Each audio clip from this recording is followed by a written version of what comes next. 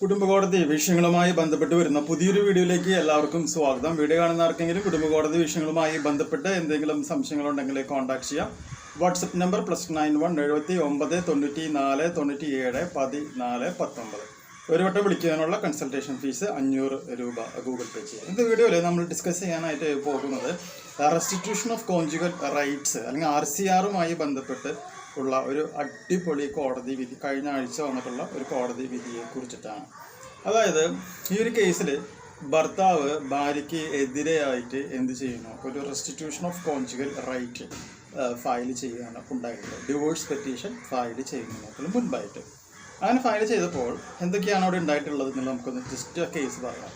അതായത് ഭാര്യ പറഞ്ഞ പോയിന്റ് എന്താണെന്ന് വെച്ചിട്ടുണ്ടെങ്കിൽ, ഈ ഭർത്താവ് ഭയങ്കര ക്രൂരനായ ഒരു വ്യക്തിയാണ്.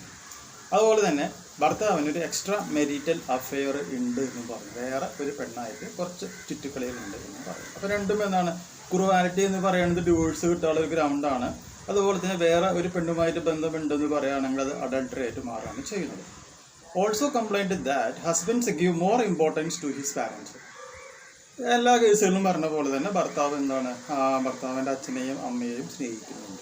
അതൊരു കുറ്റമായിട്ടാണ് ഇവർ പറയണത് കേട്ടോ. അത് പെണ്ണിൻ്റെ അച്ഛൻ്റെ അമ്മേനെയും സ്നേഹിക്കാൻ വിരോധമില്ല, പക്ഷെ ഭർത്താവിൻ്റെ അച്ഛൻ്റെ അമ്മേനെയും സ്നേഹിക്കാൻ പാടില്ല. മനസ്സിലായില്ലേ എന്നാണ് അവർ പറയുന്നത്. ഇനി wife wanted to leave separately from husband and in laws. അപ്പോൾ ഭർത്താവ് അമ്മയോടും അച്ഛനോടും കൂടുതൽ സ്നേഹം കാണിക്കുന്നു എന്നുള്ളത് കൊണ്ട് തന്നെ ഭർത്താവുമായിട്ടും ഭർത്താവിൻ്റെ പാരൻസുമായിട്ട് ജീവിക്കാനായിട്ട് ഭാര്യയ്ക്ക് താല്പര്യമില്ല, വേറിട്ട് താമസിക്കണം എന്നാണ് അവർ ആഗ്രഹിക്കുന്നത്. എന്നിട്ട് എന്ത് ചെയ്തു, ഈ ഭർത്താവിൻ്റെ വീട്ടുകാർക്കും എതിരായിട്ട് അവർ ഒരു 498 കേസും ഫയൽ ചെയ്തു. പക്ഷെ ഈ പറഞ്ഞ ഇതൊന്നും തെളിയിക്കാൻ പറ്റാതെ വന്നപ്പോൾ എന്ത് സംഭവിച്ചു, കേസ് കോടതി അവർ രണ്ടാളും ഈ ഭർത്താവിനും വീട്ടുകാരെയും അക്യൂട്ട് ചെയ്തു, വെറുതെ കിട്ടും.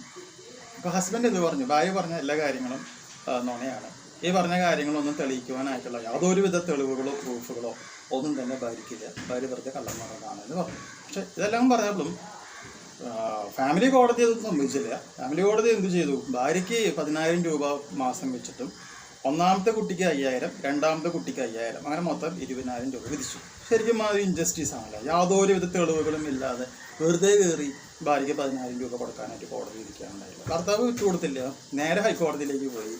ഹൈക്കോടതിയിൽ പോയിട്ട് എന്ത് സംഭവിച്ചു, കേസ് കൊടുത്തപ്പോൾ ഹൈക്കോടതി പറഞ്ഞ പോയിന്റ്സ് ഇങ്ങനെയാണ്. Held that wife failed to prove any sufficient reason to leave separately. അതായത് ഭാര്യയ്ക്ക് വേറെ താമസിക്കുവാനായിട്ട് പ്രത്യേകിച്ച് കാരണങ്ങളൊക്കെ ഉണ്ടെങ്കിലും അത് തെളിയിക്കാറില്ല, യാതൊരുവിധ തെളിവുകളും ഭാര്യ കോടതിയിൽ ഹാജരാക്കിയിട്ടില്ല.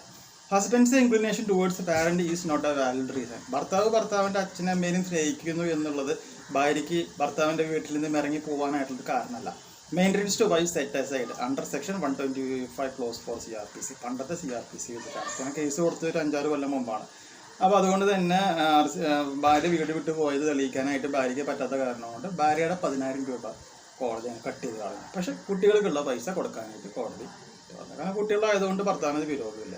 അപ്പോൾ എന്താണ് നമ്മുടെ സെക്ഷൻ 125 ക്ലോസ് 4 CRPC, നമ്മുടെ ഇപ്പോഴത്തെ BNSS 144 എന്താ ഉദ്ദേശിക്കുന്നത്, wife living separately without sufficient reason is not entitled to maintenance under section 125 clause 4 അല്ലെങ്കിൽ BNSS 140.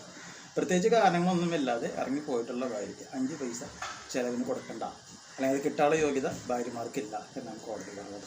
ഫാമിലി കോടതി എന്ത് വിളിച്ച് പറഞ്ഞാലും ഹൈക്കോടതിയിലേക്ക് എത്തുമ്പോൾ ഈ പറയുന്ന എല്ലാ നിയമങ്ങളും പാലിച്ചുകൊണ്ടാണ് ഹൈക്കോടതി, അതാണ് സുപ്രീം കോടതി ആണെങ്കിലും കാര്യം ചെയ്യുക. അപ്പോൾ എനിക്ക് പറയാനുള്ളത് എന്താണെന്ന് വെച്ചിട്ടുണ്ടെങ്കിൽ, നിങ്ങൾ ഡിവോഴ്സ് പെറ്റീഷൻ ഫയൽ ചെയ്യണമെങ്കിൽ മുമ്പ് RCR ഫയൽ ചെയ്യുക.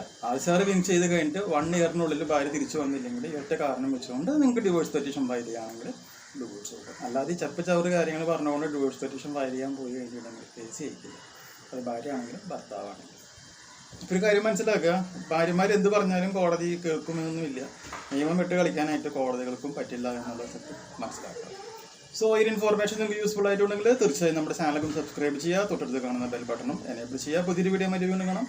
ബൈ.